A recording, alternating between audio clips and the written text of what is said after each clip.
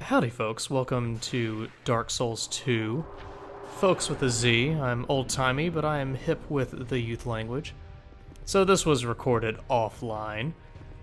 Diligent Dark Souls watchers may have noted that I had a wee bit of difficulty with this fight, the previous two runs. I had NPCs who were not so good. No one was around for summoning. And even in this recording, people were just not laying down their summon signs. It was just a slow day in Dark Souls. People are over the DLC at this point, I think. Anything I've learned from streaming is that you gotta do it on day one, man. That's where the views are at. But that's okay, because it gave me an opportunity to solo these guys. You got your afflicted grave robbers. You got your ancient soldier, not Havel. Not Havel. Let's call him Navel. Navel is his name. And then Sir the old explorer. 3 robbers of tombs. In fact, perhaps it was these guys who pillaged some of the empty treasure chests that were seen either in an installment that I already recorded later, which will be confusing for people who've only seen the former stuff. I don't remember. I recorded the rest of the DLC after this video, so it's confusing. I'm lost.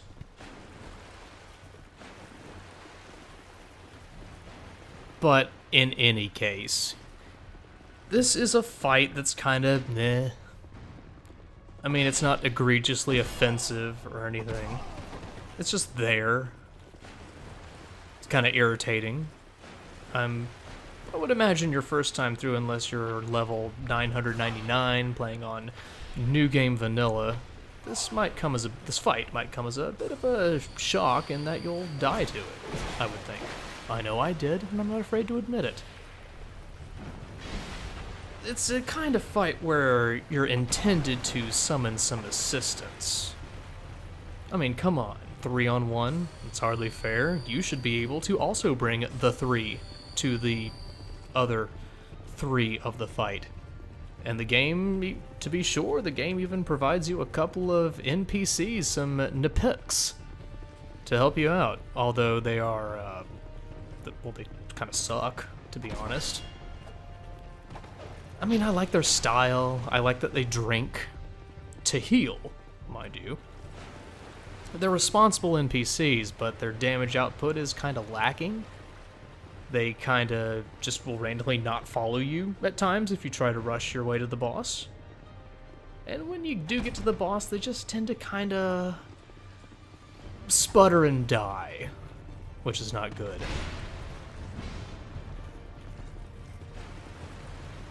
So, you know, my preferred method is to bring in some help from the internet. Because Dark Souls 2 works with the internet despite it being set in clearly, like, olden times. I mean, the internet is not I don't know how that got past the QA testers.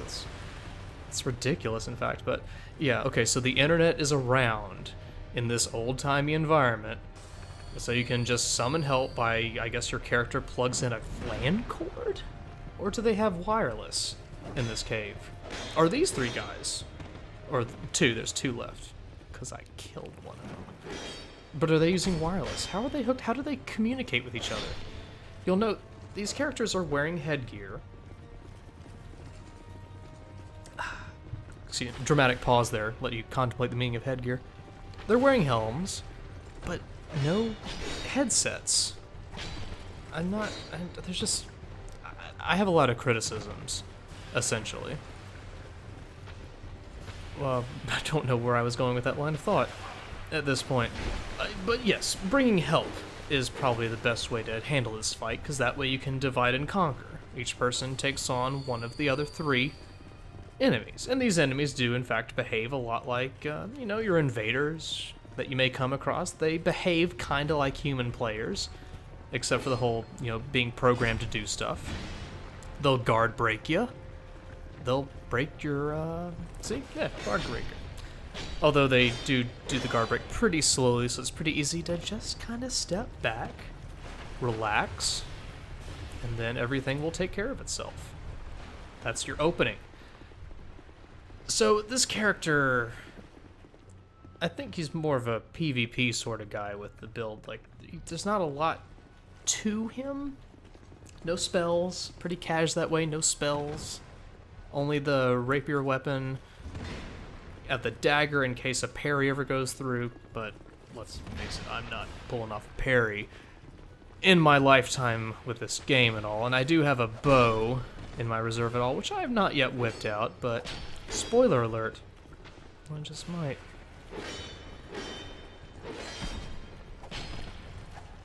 But there is a way to handle this if you want to solo it. It's just not especially fun to solo. I get with a lot of the old Dark Souls bosses, there's a certain sense of pride in being able to solo some of the bosses.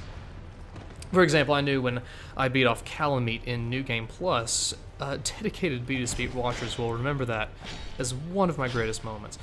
Did it. Great. Swelled with pride. All over. Different word for that. It was a great moment for all of us. But here, I don't know. There's not that impetus to solo stuff, especially this particular fight, because it's just, it's just some dudes. You got Naval here, who's throwing his dragon tooth around like it's, when did Dark Souls 1 come out? Like it's 2011? Whipping it out like it's 2011? Anyway, here's the bow. Once you got the one guy left, or really any time, because I would imagine all of the guys are susceptible to poison, because they're only human. Or are they hollow? Well, they probably went hollow when they tried to pillage this tomb. But I mean, what were they doing up till now? And is it ever explained in the Dark Souls lore why hollows don't attack each other? Because even your guy, this legendary hero, can become up to 50% hollow.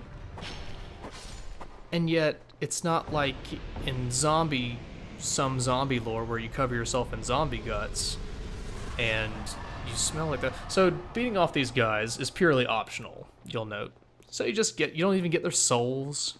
It's pointless. There's no reason to do this. There's no reason to do anything. All you do is get, your upgrade equipment, but no souls. So while it says hurrah for victory, it feels like a hollow victory. Gotta say. And for your efforts, you're rewarded with a skirt made of flowers. So of course, let's check this baby out.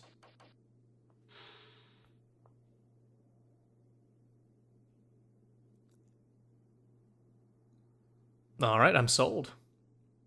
I wish when you went to clothing stores that each piece of clothing on the tag where it says, the size and how to wash it and shit, it had some lore attached to it. Like, where did my jeans come from?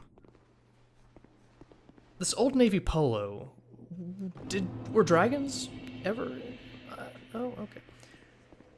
But the flower skirt is not the only reward for your efforts. You also get that and fun fact. Well, number one fun fact, I got a little confused here because I knew there was a second item and I had a brain fart and forgot where it was. But you can get both of these items, I believe, without having to beat off those three bosses, those three dudes. There's a lift you can ride up, I believe, or maybe you can drop down from somewhere, or something of that sort. And you can come here and just get these items ahead of time. So you got your flower skirt, which if you're trying to be high fashion, trying to engage in souls, is good. You have your torches, which are pointless, but then you have the dark greatsword. So if you know Soul Greatsword, like I do, intimately, then Dark Greatsword is like a dark version of that. And it also fires like a beam of energy. Also, I've not used it myself, but I've heard the rumors. Anyway, so this statue, earlier stream, I said I cannot get my shot lined up. What's up? But it turns out, one, it turns out you can go down here. Two, if you want to drop down somewhere, but you don't want to roll around like a spaz, do a plunging attack. It keeps you from clumsily rolling off the edge to your death.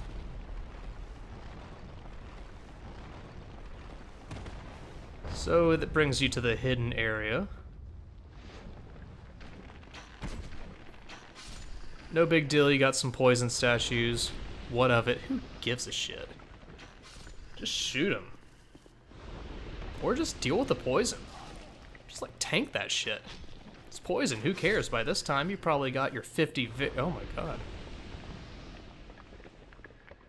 So, not entirely sure what the deal with the tree is, or why he has the notch whip +7 or the promised walk of peace, which I gotta admit, just thinking off the top of my head, I cannot remember what that does. It is a spell? Hey Diabetus, it's future Diabetus. Promised Walk of Peace slows the walking pace of its caster and those in the vicinity. You're welcome.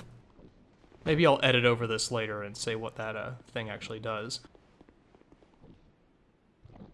Well, I look at this horrible monstrosity and try to remember if there was any lore behind what it is. And maybe I'll edit that in too. Or not, because I think the tree kind of speaks for itself. But you know what? I'm glad we recorded this extra video, because got 10 torches now.